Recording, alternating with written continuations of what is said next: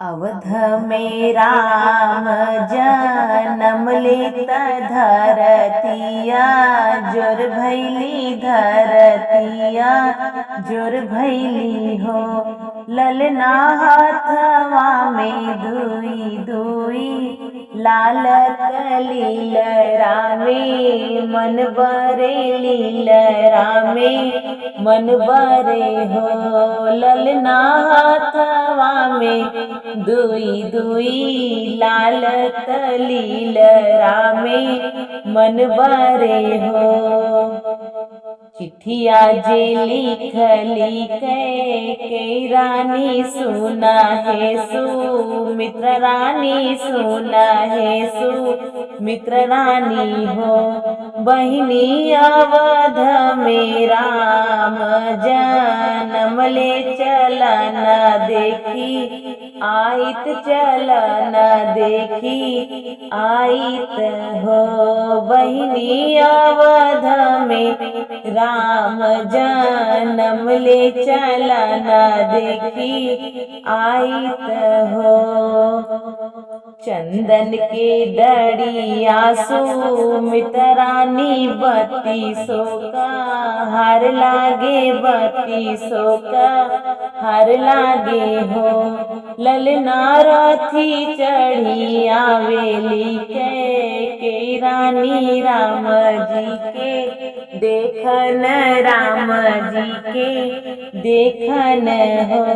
ललना रथ चढ़ी आवेली के रानी राम जी के देखन राम जी के देखन हो।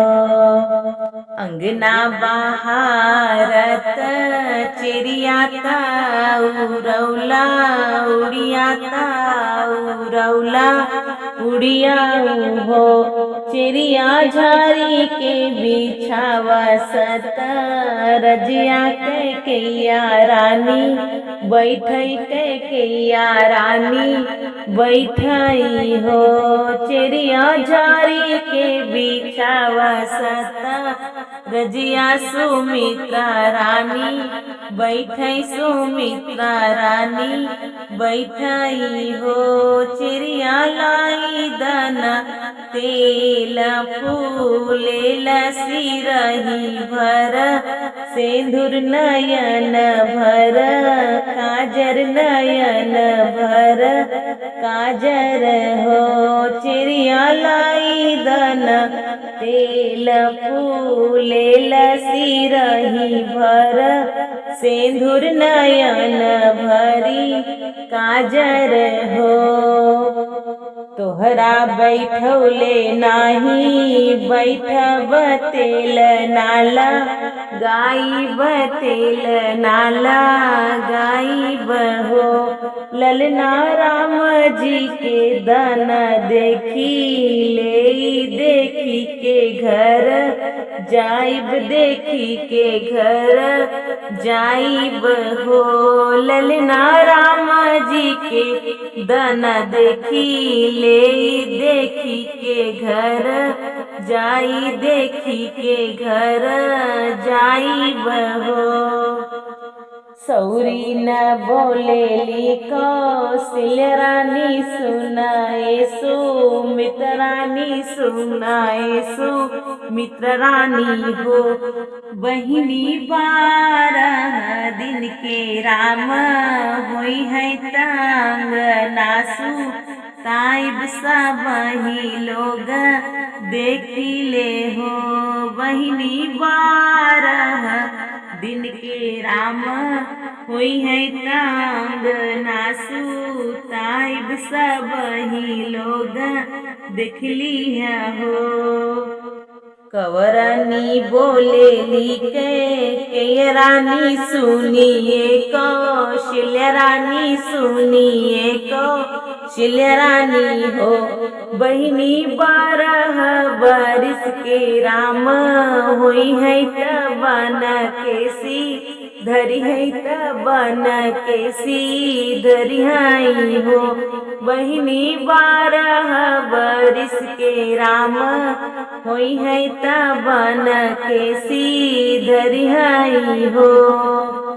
सौरीनी बोलेली कौशल्य रानी सुनाए के रानी सुनाए के रानी हो। बहिनी छूटी गई बझिनिया के नाम भले ही राम बन जई है हो।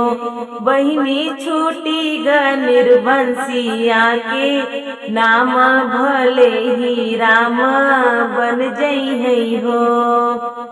सौरीनी बोलेली कौशल्य रानी सुन राजा दशरथ सुन राजा दशरथ हो। राजा शेरी जोखी सोनवालू टाई पसेरी जोखी रूपवा पसेरी जोखी रूपवा राम के न्योछावर हो। राजा शेर जोखी सोनवालू टाई पसेरी जोखी रूपवा राम के न्योछावर हो। कवरनी बोलेली के रानी सुन राजा दशरथ सुन राजा दशरथ हो। राजा जानी बुझिया वधलू टाया भरत कुछ चाहिले हो। राजा जानी बुझिया वधलू टाया भरत के कुछ चाहिले हो।